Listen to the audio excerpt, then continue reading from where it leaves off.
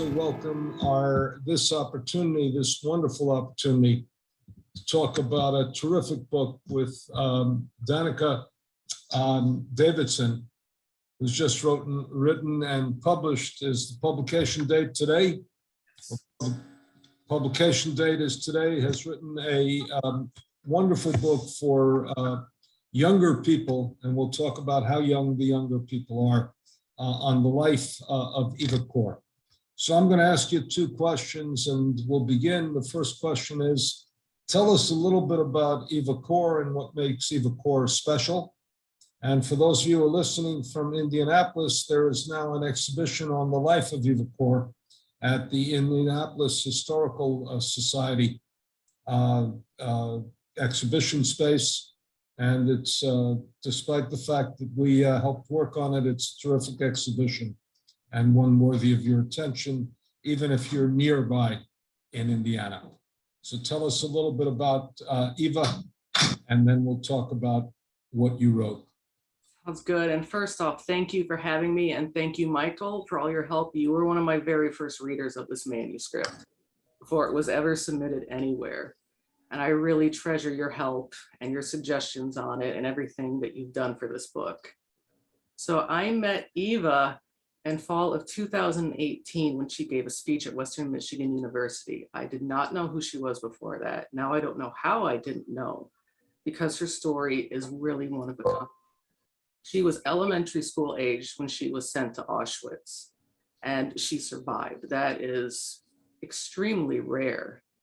Normally, she would have been sent straight to the gas chambers, but Eva was a twin, and the Nazi doctor Mengele was obsessed with twins. So she and her twin sister Miriam were separated from the rest of their family and were sent to be experiments for Mengele. She was absolutely determined that she and her sister were going to survive. And she made a vow that they were going to get out alive.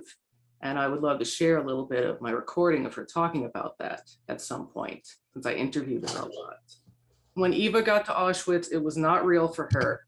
And that first night, the other twins were trying to explain to her what was going on, and she couldn't quite get her mind wrapped around it, as you can imagine. But then she noticed some dead children by the latrine, and that's when it really hit her, and she made a silent vow that she and her sister would get out alive. When you saw the dead children, was that the first time you'd seen the dead bodies? Yes. I'm guessing that, I mean, you were kind of feisty, you picked fights with your father, you saw that and things really changed. Was that when it really became real? It was so unbelievably traumatic to see 3 dead children on the floor. It almost like something, a light went on in my, that is what's happening here. That is what's going to happen to us, unless I did something to prevent it. And this is when I made a silent pledge. And it's interesting to note that it was a silent pledge. Why was it silent? It was again a defense mechanism. Automatically I did it. And it's interesting to note, would I have said anything to Miriam, which I did not plan to?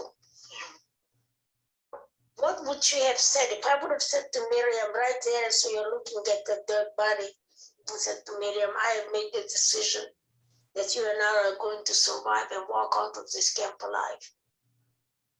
Might she have said to me, how on earth are you going to do that?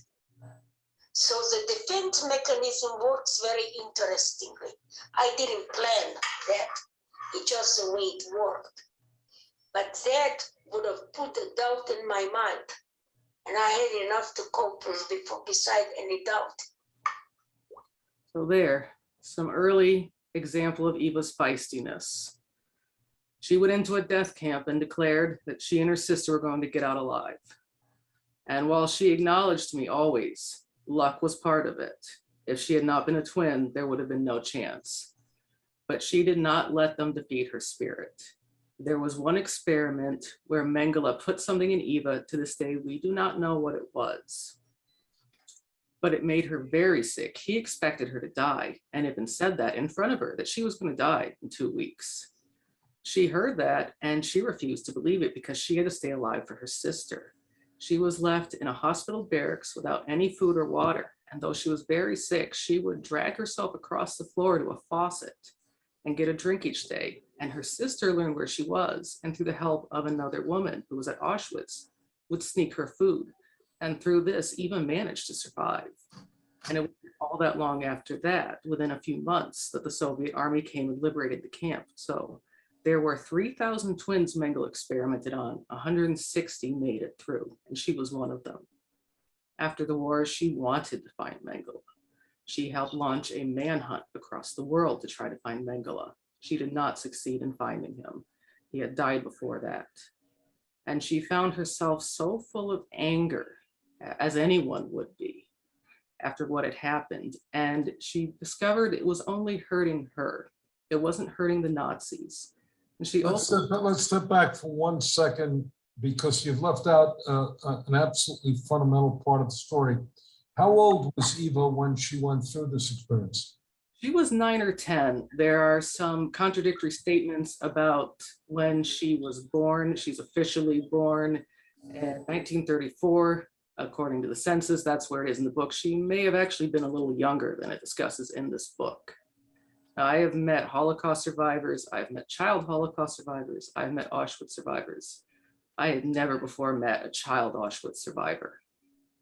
I did not know if I ever. You know, there's a simple reason for that, which is the chances of being a child Auschwitz survivor is the rarest of rare possibilities.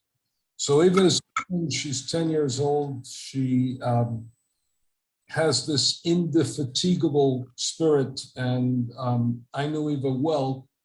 I regard her as a friend and very often her protagonist in some of her work. But she was, what shall we call, say, determined,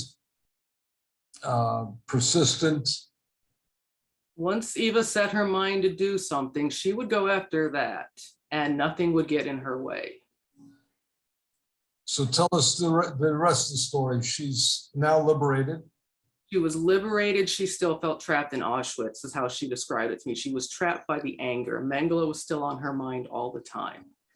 She was still furious with what had happened. She went out and tried to find Mengele. It was too late. She was left with her anger. And ultimately, she decided that forgiveness was what helped her. And we go into the book and the controversy around it. Not all Holocaust survivors like that she did that. Our book does go into that and the different opinions on it.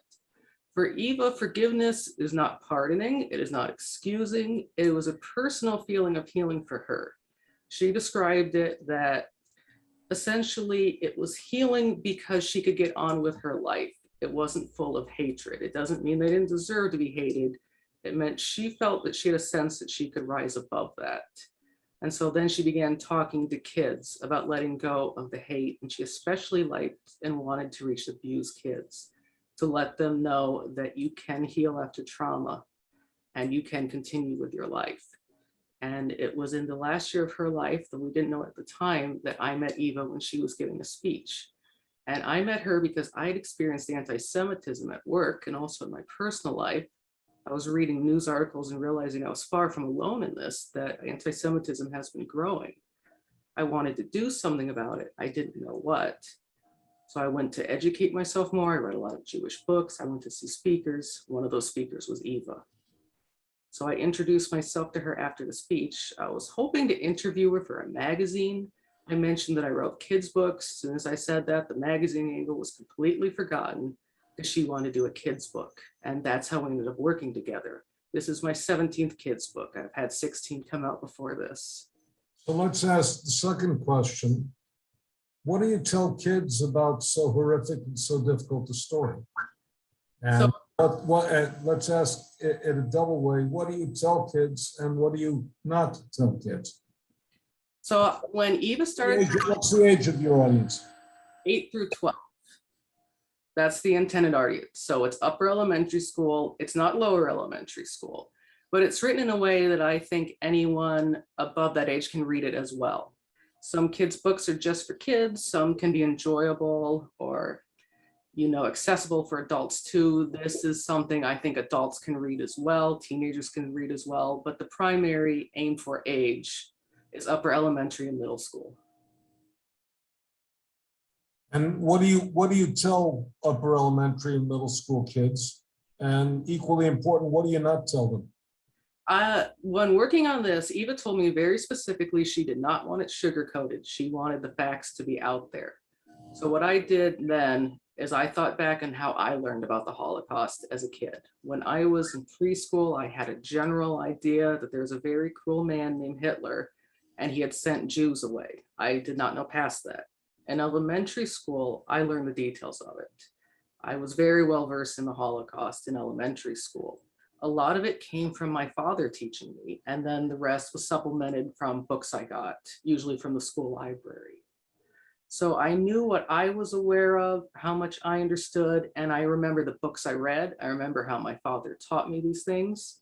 When I was going to work with this with Eva, I got out those books again. I got out other books about kids, or kids' books on tough subjects, and studied how they handled it.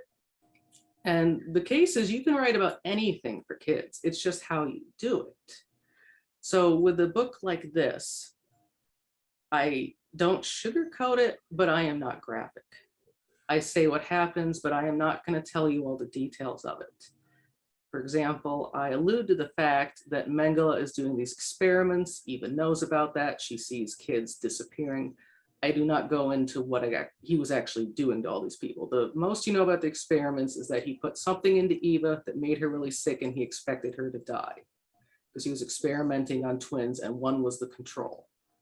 But I don't get into the stuff about sewing people together or things like that he was doing. Eva was not aware of those things.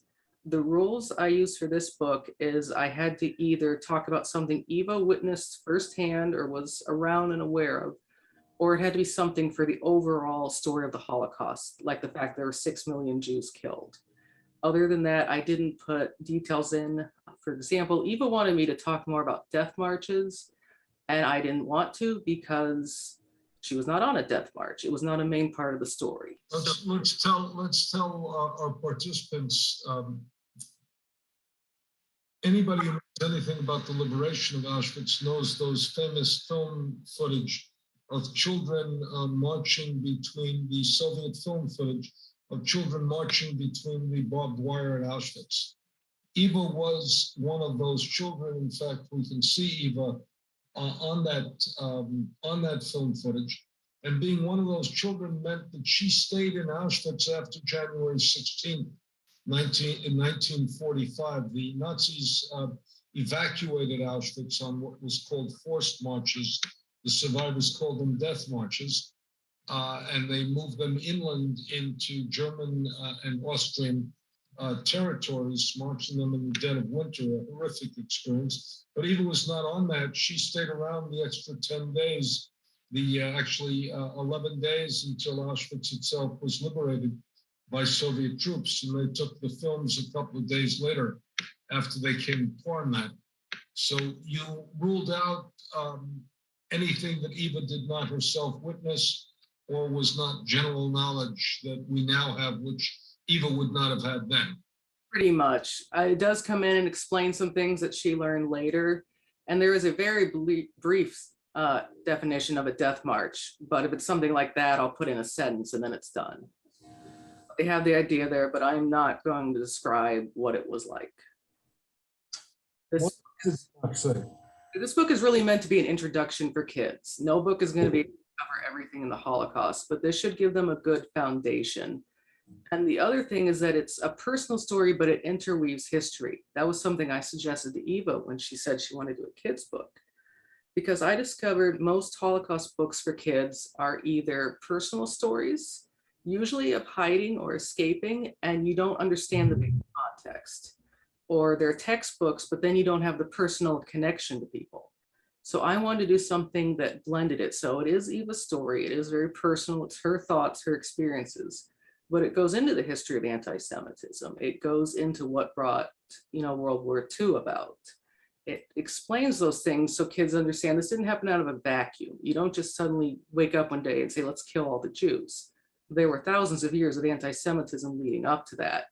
And I think a lot of education on the Holocaust that I've seen for kids often lacks the discussion of anti-Semitism, and I think that needs to be understood. So I wanted to put that up front and center in this book. And how did you find working with Eva? We were really good together. We agreed on just about everything. We were on the same wavelength. When we didn't agree on a few things, we found ways to compromise. She just wanted to reach kids. She wasn't sure how, so I started giving her ideas, saying, well, what if we do this? What if we do that? She usually said yes. Sometimes she didn't like it as much, and I would go with that. And I was the one, I'd go home after talking to her, I'd write a few chapters and I'd email them to her. And she would write back of what she wanted changed or what she liked. She usually wouldn't want much changed. And she was really excited about it, especially once she saw the chapters come out. Because when I was saying, oh, let's mix history in with it, she liked the idea, but when she saw it, she got really excited. She thought it was brilliant. That's what she wrote. She liked how it mixed. She hadn't seen anything like it before. And we should tell our participants that Eva died in the summer of 2019, just the summer before COVID started. I happened to have been with Eva the day before she died. I was in Krakow. She had just taken a group to visit Auschwitz. And even though she was essentially wheelchair bound, she was on a portable cart, took them all the way through Auschwitz and did what she loved to do, which was to teach and to move students and all of that. And in fact, she gave me her remarks that she wanted to deliver on the 75th anniversary of the liberation of Auschwitz. And I had the honor of delivering them at the memorial service for Eva. So I feel particularly close to that final period of time. So you had to complete the book, though, after Eva had died. No, it was needed before that. I mean, we still needed the cover and stuff like that, but the manuscript was done. The manuscript was done, and therefore the manuscript was approved and signed off by her. Yes. So, yeah, I reached out to you in early 2019. You were referred to me by Eva. I said I wanted a Holocaust scholar to look at it. I sent it to some of my teachers. I sent it to other people I trusted. And it was sent to my agency in March. Little Brown made an offer in June. Eva passed away 15 days later, unexpectedly at Auschwitz.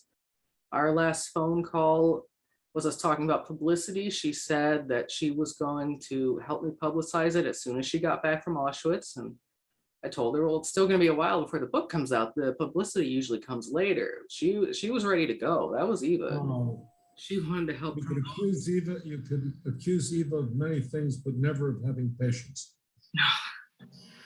So she said that as soon as she got back, we'd be working on it. I told her I have a good trip. We'd talk soon, and that was it. I was not expecting it. So tell us a little bit about yourself. You write children's books? Yes, I have written 16. I also have a background as a journalist. I've been writing as far back as I can remember. I've been writing since I was 3.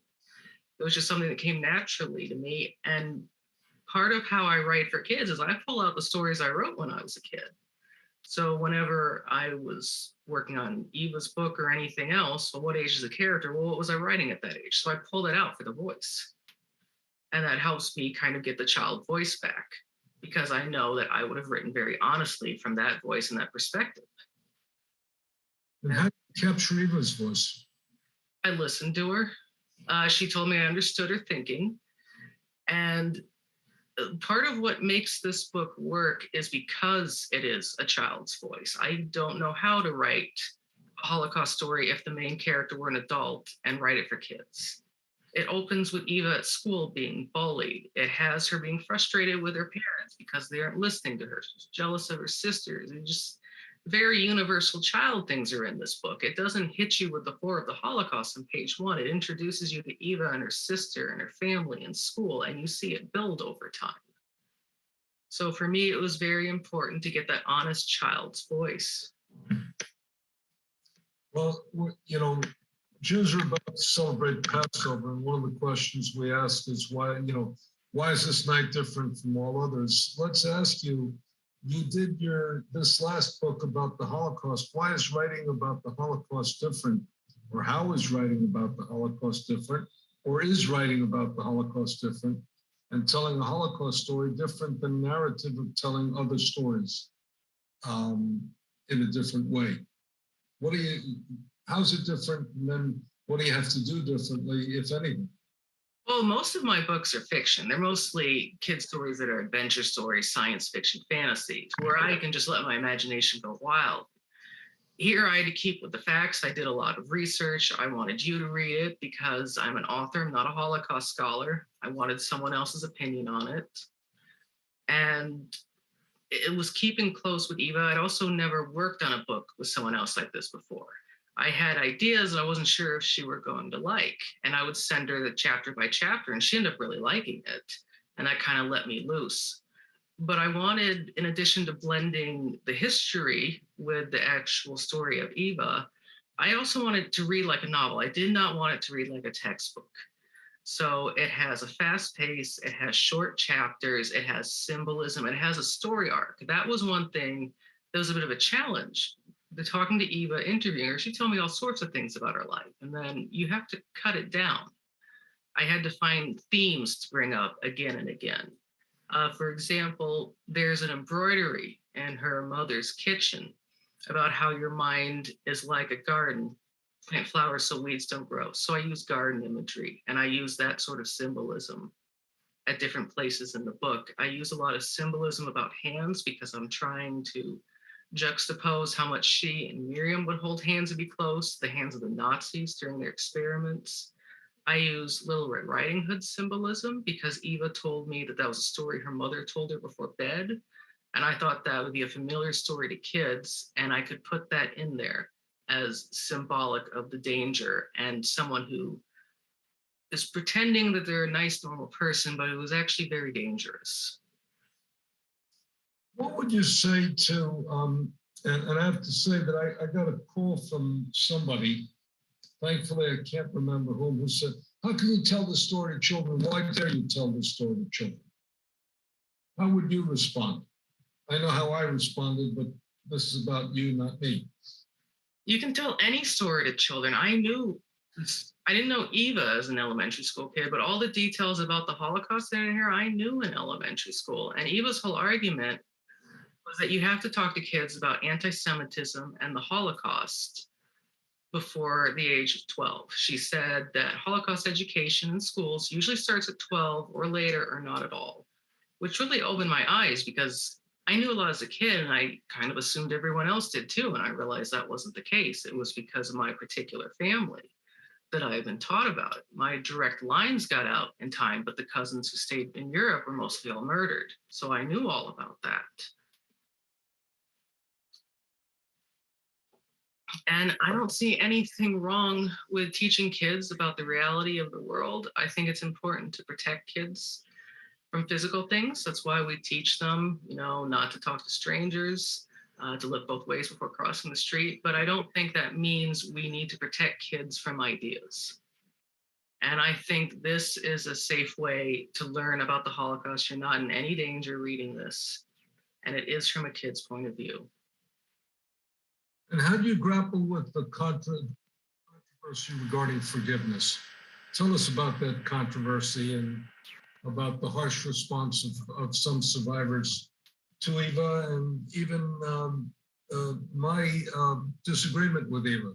Right. So when I first met Eva, what most intrigued me about her story for telling it to children was not the forgiveness angle. It was the fact that a child had survived this, and that's the way to tell it to children. As I said earlier, I don't know how to tell the story from an adult's point of view. And as I got to know her more, I started to learn more about the controversy of forgiveness, which kind of surprised me at first. I don't think it's my business or anyone else's business how a Holocaust survivor copes with the trauma in whatever way they do.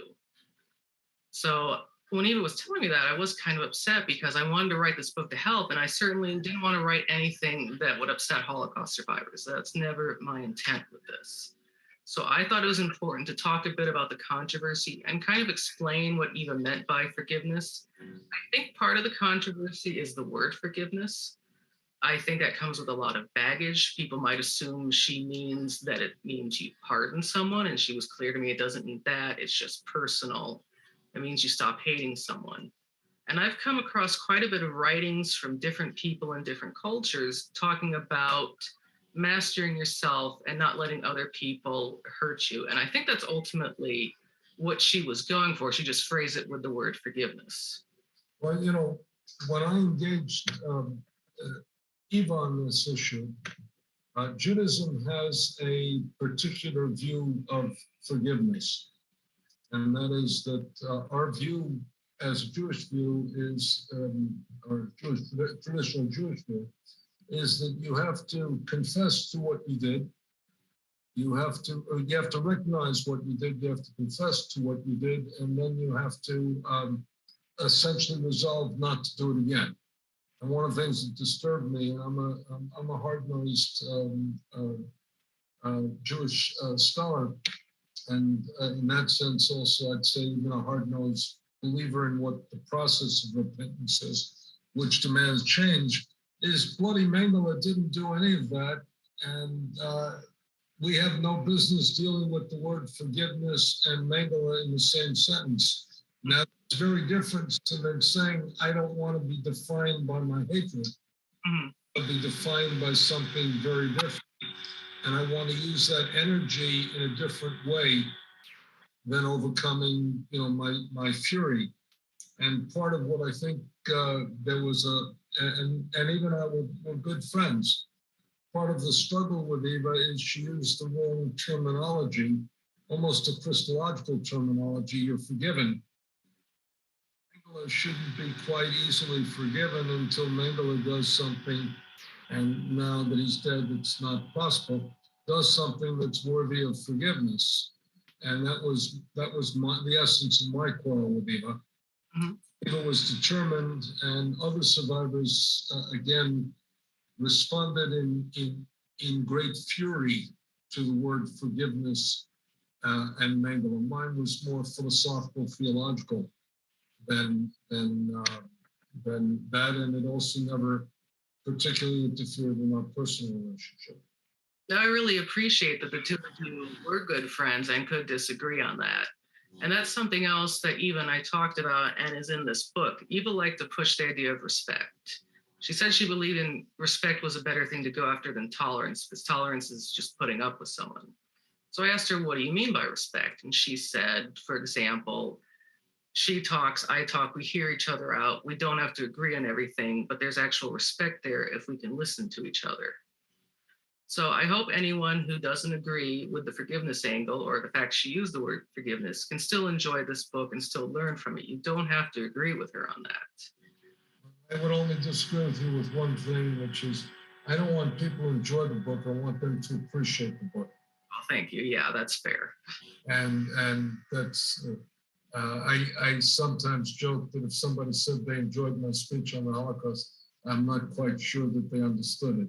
Yeah, that's one of the things that is hard to talk about. If they say they appreciated the speech, then I begin to understand that they did. One person asked, did her sister survive? Where did they go after liberation? They moved in with an aunt in Romania for a while, then they immigrated to Israel, and then Eva ended up moving to Indiana, where she lived the rest of her life, and her sister stayed in Israel. And she also met her husband, who was a survivor. Yes. Yeah, her husband was also a camp survivor and had moved to America after the war, and that's how she ended up where she did. Until she ended up in Terre Haute, Indiana. Probably the only survivor in Terre Haute, Indiana. Probably. How'd she end up in Terre Haute, Indiana? Her husband was there because a commanding officer that liberated his camp was from there, and he just followed that man back there. It's as simple as that. We're also asked, does the book tell the readers how unusual it was for a child to survive Auschwitz? Yes. And again, the irony, I guess we should tell our audience that The irony, of course, is Eva's life was saved because she was twin, but she was also experimented on and tortured because she was twin. Any other 10-year-old kid arriving in Auschwitz would have been sent immediately to the gas chambers for selection. And tell us a little bit about how Miriam's experience differed from Eva's in terms of the residue of the experimentation. Well, Miriam, according to Eva, was often sick, kept to herself more. You can tell from early childhood, Miriam was more of the quiet, proper, good one, and Eva was the go-getter. And I think that continued afterward. It sounded like she had a hard time getting Miriam to talk about it, and it took decades before Miriam would talk about some of the things that would happen. One thing Eva described to me is that a lot of the twins don't remember much of what happened, and she was very adamant that she remembered a lot, so she felt able to talk about it. We could also accuse Eva of many things, but repression was not one of them. She did not repress herself. She did not repress her memories. No. And she also didn't repress expressing them. No. In any way. Talk about the color blue in Eva and her scarves. Well, Eva loved blue, and actually that's my favorite color as well. She was more of a dark blue and I'm more of a light blue, and the book is actually dark blue and matches with her, and she said she liked blue in part because people said it looked good with her blue eyes. And talk a little bit about her public role. Her public role, she gave talks all the time. That's how I ended up meeting her. When we met, she gave me her contact information. I said I'd reach out to her, and she was going to be going on a trip somewhere. And I thought, she's in her 80s. I need to give her more time after she gets back from her trip before I start talking about business. So I gave her a few days or something and called her again. She was at the airport to go on another trip to talk. I mean, I've published 16 books in a few years. I felt lazy next to her. She was always educating. And she just wanted this book because then she knew she could just educate all over and she didn't have to travel everywhere. But she was a big traveler. She just had to get out and talk to people, especially kids. She so was into talking to kids. She related to them, I think, especially because she survived as a child. So she was very sympathetic to any hardships kids go through. Yes, I had, her son said that social isolation during COVID would have killed her. I think so. I suggested to her that she might Skype when she couldn't travel, and she was kind of intrigued by the idea, but I could also hear her in her head going, Skype, virtual, that's not the same. I need to be there with the people. She loved to talk. She would joke to me when I'd interview her, well, I can talk a lot. Now, we're going to be shamelessly entrepreneurial on this. Tell us again the title of the book, and if you can hold it up so we can see it. Here it is. It is called I Will Protect You. This is from a line in the book where Eva thinks to her sister after they've arrived in Auschwitz that I will protect you. This is part of her vow that they were going to make it out alive. And she was so determined. So it's about 200 pages. There's some pictures on the back. The main part is the manuscript. But to be helpful, there is a little afterward where I described how we worked together. What happened there? There is also a speech Eva had drafted that she wanted to give at the Auschwitz liberation ceremony. Now, did he tell us about Eva having her children, her family? I didn't talk to Eva much about that because I mainly concentrated on her childhood. I did not ask her a lot about her adulthood because that wasn't really pertinent to the book. But Eva did have children, and her child has been very instrumental in preserving her memory and has really taken on the mantle. Did her children have any feedback to the book? No. And does the book talk about the adults who helped the twins survive? Does it talk about it assisted with the experiment? In other words, does it deal with rescuers and bystanders, really? Yes, it talks about both those things. Eva was very adamant we needed to talk about the partisans and people who would risk their lives to help others. Well, Laura Weiss has asked a question, what's the age range for the book? And let me suggest an answer to that, which is, I always believe children's books have an age range for the children and are accessible to any of us who remember when we once were children. And well, you're the children's author. I write highfalutin stuff for adults. But as a children's author, would you agree with that statement? Am I right or wrong? Or No, if you want to learn more about the Holocaust and you don't know much and you don't know where to start, this can be a start for anyone. I just wouldn't go below the age of 8 because of the information in it. I think 8's the youngest to go with this sort of stuff, but I'm thrilled the idea of people older than that also reading the book, and it can help them. If someone wants this information, please come read it. what did you learn in the process? I learned a lot about Eva, mainly. It got me thinking about a lot more things because there is something different getting to know her. It got me thinking more in depth about surviving trauma and what's that is like, and the kind of life experiences people can have that are very different from our own. What are you working on now? I have another Holocaust book actually being submitted with another survivor, and I have 2 manga books coming out later this year. Those are a Japanese comic book art style. As you can tell, I write all different sorts of things. And how does one train to become a children's writer? You write children from an early age, and you do it honestly and as much as you can.